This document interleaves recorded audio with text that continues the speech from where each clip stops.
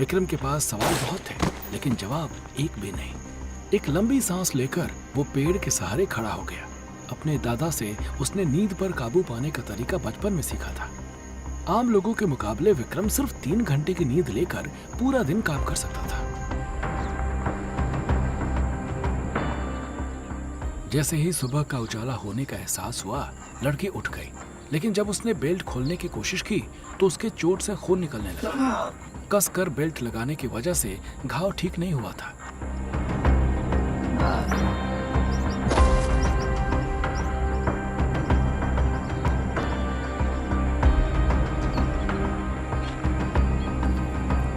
उसकी शर्ट पर खून के ताजा निशान देखकर विक्रम ने उसे रुकने को कहा और दौड़कर कुछ देर ढूंढने के बाद उसे वो पौधे मिल गए जिनकी उसे तलाश थी। दोनों हाथों में ढेर सारी पत्तियां लेकर वो वापस आया। पूरी ताकत से पत्तियों को मसलते हुए उसने कहा, प्लीज अपनी शर्ट उठाइए। लड़की ने गुस्से में उसकी तरफ देखा। विक्रम ने उसकी आंखों में आंखें डालकर बिना डरे पूछा, अगर मेरी जगह कोई डॉक्टर होता तो आप इतना गुस्सा करती? थोड़ी देर के लिए समझ लीजिए मैं ही डॉक्टर हूँ, प्लीज। धीरे से लड़की ने एक तरफ से अपनी शर्ट ऊपर कर ली। उसने पट्टी पहले ही हटा दी थी। विक्रम ने बिना उसे छुए पट्टियों का रस घाव पर टपका दिया।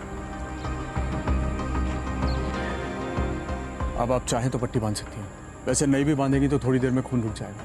तुम्हें ये सब कहाँ से पता? जी मैं गांव में पला बड़ा हूँ और वहाँ हर समय डॉक्टर नहीं होता, तो ज्यादातर मर्ज का इलाज हम खुद ही कर लेते हैं इन तरीकों से। लड़की ने बैग से एक छोटा सा फोन जैसा उपकरण निकाला और उसे ऑन किया। विक्रम ने झांक कर देखा तो काली स्क्रीन पर सिर्फ 3 लाल रंग की बिंदु नजर आ रहे थे। इसके पहले कि वो इसके बारे में पूछता, लड़की ने फोन जैसी चीज को वापस रखकर अपना बैग कंधे पर टांगा और जैकेट पहनकर हाथ में अब तुम्हें क्या करना है? मैं भी आपके साथ चलूंगा। ठीक है, खुद को जिंदा रख लेना।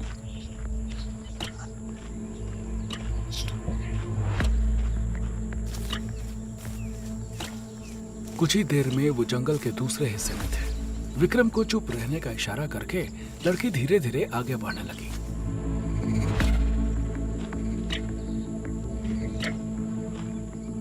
काफी देर चलने के बाद अचानक वो रुक गई और चौकन्नी आंखों से इधर उधर देखने लगी।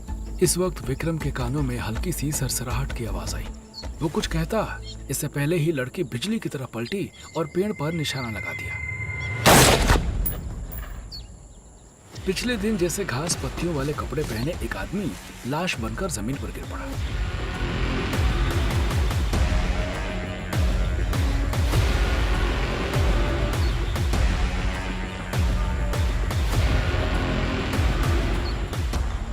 विक्रम ने लपक कर उसकी गन उठा ली।